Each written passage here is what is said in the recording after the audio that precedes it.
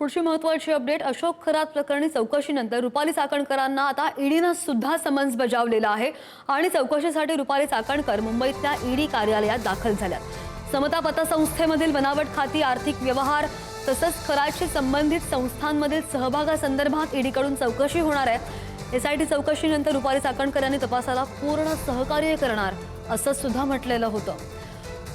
या संदर्भात आपण जाणून घेऊयात आणखी आमचे प्रतिनिधी संदीप आपल्या सोबत आहेत। संदीप, एसआयटीची झालेली 6 तासांची चौकशी आणि आता जी ईडीची चौकशी होती ती सुद्धा बरीच लक्षवेधी ठरणार आहे। चौकशीला सुरुवात झालेली आहे का? ताजे आणि महत्त्वाचे अपडेट्स हवेत।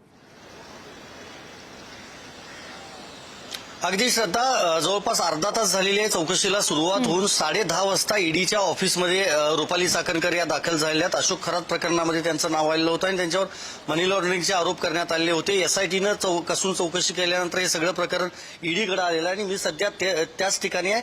वरळीमधल्या सीजे हाऊसमध्ये ईडीचं हे ऑफिस आहे। आपण पाहिलं तर वरती 3ऱ्या मजल्यावर आणि 4थ्या मजल्यावर अशा 2 टप्प्यांमध्ये ईडीचं ऑफिस आहे। 3ऱ्या मजल्यावर रुपाली चाकणकर या दाखल झालेल्या। खरं तर त्या सकाळीच या बिल्डिंगमध्ये आल्या होत्या असा एक संशय व्यक्त केला जातोय, कारण माध्यमांचे कॅमेरे गेटवर असतानाही बरोबर 10:30 वाजता कार्यालयीन कामकाज सुरू झाल्यानंतर रुपाली चाकणकर या ईडी कार्यालयामध्ये दाखल झाल्या। तर आज दिवसभर कदाचित ईडी कडून त्यांची कसून अशी जी चौकशी ती होऊ शकते। महत्वाचं हेच आहे की त्यांच्यावर आरोप झाल्यानंतर राज्य महिला आयोगाच्या अध्यक्षपदाचा त्यांनी राजीनामा दिला होता, पक्षाच्या महिला प्रदेशाध्यक्षपदाचा देखील त्यांनी राजीनामा दिला होता त्यांच्यावर आरोप झाल्यानंतर, आणि पुण्यातून त्या काल रात्रीच मुंबईत दाखल झाल्याची आपल्याला माहिती समजते। आणि त्यानंतर आता ईडी कार्यालयामध्ये त्या दाखल झालेल्या आहेत। ईडीचे सगळे वरिष्ठ अधिकारी जे आहेत ते वरळीतल्या या कार्यालयामध्ये सध्या उपस्थित आहेत। त्यांच्याकडूनच रुपाली चाकणकर यांच्याकडे ही सगळी चौकशी केली जाते।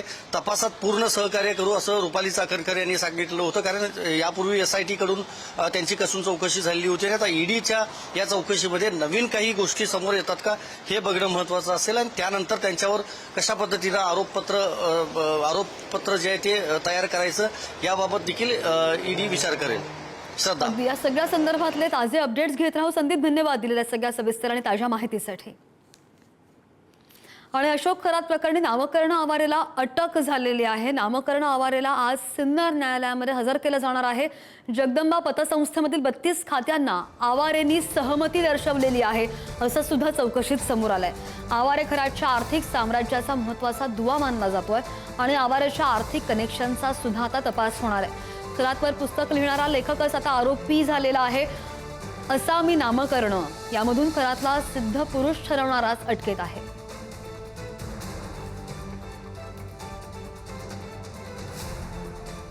Thank you.